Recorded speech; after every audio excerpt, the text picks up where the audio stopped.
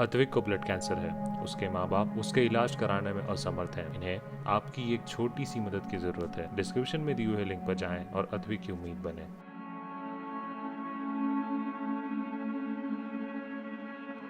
Corona की दूसरी लहर को देखते हुए सीबीएसई, आईसीएसई और देश के अलग अलग राज्यों के स्टेट बोर्ड्स ने 12वीं की परीक्षाओं को कैंसिल कर दिया था। लेकिन उसके बाद एक असमंजस की स्थिति उत्पन्न हो गई थी कि किस तरीके से बिना एग्जाम दिए हुए छात्रों का रिजल्ट बनाया जाएगा, जिसके बाद 13 सदस्यों की एक कमेटी सीबीएसई ने बनाई। अब इसी समिति के सदस्यों ने सुप्रीम कोर्ट में एक रिपोर्ट सौंपी है, जिसमें बताया गया है कि 10वीं के अंक, 11वीं के अंक और 12वीं के प्री बोर्ड्स और प्रैक्टिकल के अंकों को मिलाते हुए, इन्हीं को आधार बनाते हुए 12वीं के रिजल्ट को घोषित किया जाएगा 31 जुलाई को। लेकिन जिन भी छात्रों को इन अंकों से दिक्कत होगी वो दोबारा से एग्जाम दे सकते हैं। आपको बता दें कि सीबीएसई, आईसीएसई और देश के अलग अलग राज्यों जो कि स्टेट बोर्ड्स थे, उन्होंने 12वीं की परीक्षा को कोरोना के बढ़ते हुए संक्रमण को देखते हुए 12वीं के एग्जाम्स को कैंसिल कर दिया था। लेकिन उसके बाद छात्रों का रिजल्ट किस तरीके से दिया जाएगा उसे लेकर असमंजस की स्थिति थी। लेकिन अब यह स्थिति साफ हो गई है। आपको बता दें कि इसके लिए एक फॉर्मूला तैयार किया गया है। सीबीएसई के 13 सदस्यीय समिति ने यह फॉर्मूला दिया है, जिसके मुताबिक 10वीं में 5 विषयों में से 3 के सबसे अच्छे मार्क्स को लिया जाएगा। इसी तरह 11वीं के 5 विषयों का एवरेज लिया जाएगा और 12वीं के प्री बोर्ड्स एग्जाम और प्रैक्टिकल का नंबर लिया जाएगा। 10वीं के नंबर का 30%, 11वीं के जितने भी नंबर्स हैं उसका 30% और 12वीं में जो प्रैक्टिकल और इसके साथ साथ प्री बोर्ड्स के जो नंबर हैं उसका 40% लिया जाएगा और इन सभी को मिलाकर 12वीं के रिजल्ट को तैयार किया जाएगा।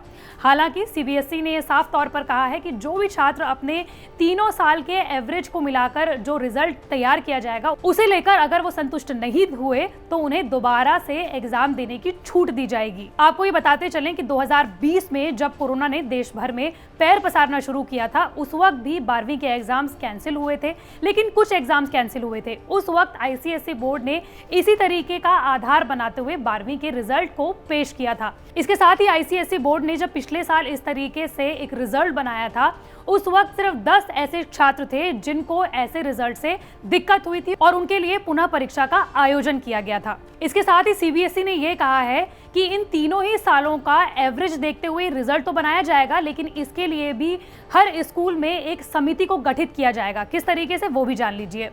सुप्रीम कोर्ट में सीबीएसई ने कहा है कि परिणाम समिति ने परीक्षा की विश्वसनीयता के आधार पर वेटेज पर फैसला किया है। स्कूलों की नीति प्री बोर्ड में ज्यादा अंक देने की होती है।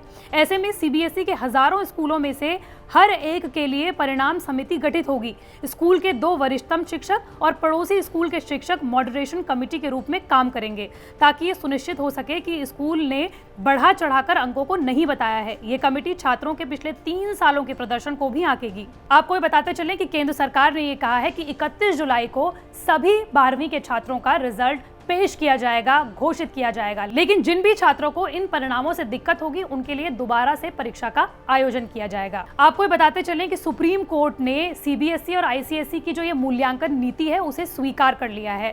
साथ ही आपको ये बताते चलें कि देश में सिर्फ 4 राज्य ऐसे थे जिन्होंने अभी तक एग्जाम्स को न कैंसिल किया था और न इस पर कोई घोषणा की थी।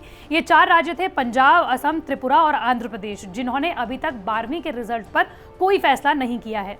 और साथ ही देश का इकलौता राज्य केरल ऐसा है जहां पर 12वीं के एग्जाम्स पहले ही आयोजित किए जा चुके हैं। लेकिन 12वीं के रिजल्ट को इस तरीके से घोषित करना और इस मूल्यांकन नीति पर आप क्या सोचते हैं? अपनी राय हमें कमेंट बॉक्स पर जरूर बताएं।